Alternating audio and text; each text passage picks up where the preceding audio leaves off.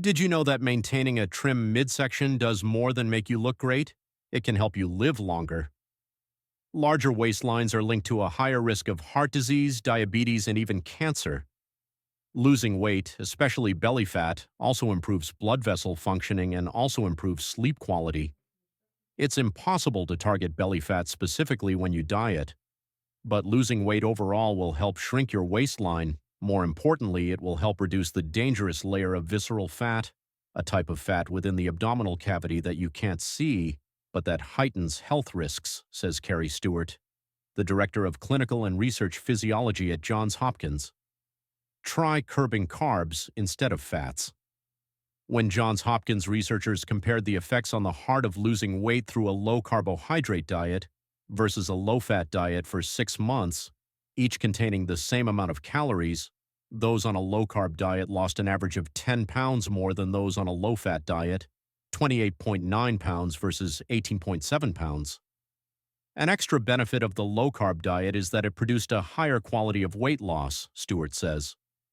With weight loss, fat is reduced, but there is also often a loss of lean tissue, muscle, which is not desirable.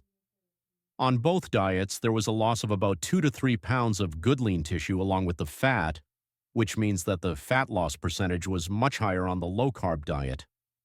Think eating plan, not diet. Ultimately, you need to pick a healthy eating plan you can stick to, Stewart says. The benefit of a low-carb approach is that it simply involves learning better food choices. No calorie counting is necessary. In general, a low-carb way of eating shifts your intake away from problem foods, those high in carbs and sugar and without much fiber like bread, bagels, and sodas, and toward high-fiber or high-protein choices like vegetables, beans, and healthy meats. Keep moving. Physical activity helps burn abdominal fat. One of the biggest benefits of exercise is that you get a lot of bang for your buck on body composition, Stewart says. Exercise seems to work off belly fat in particular because it reduces circulating levels of insulin, which would otherwise signal the body to hang on to fat, and causes the liver to use up fatty acids, especially those nearby visceral fat deposits, he says. Lift weights.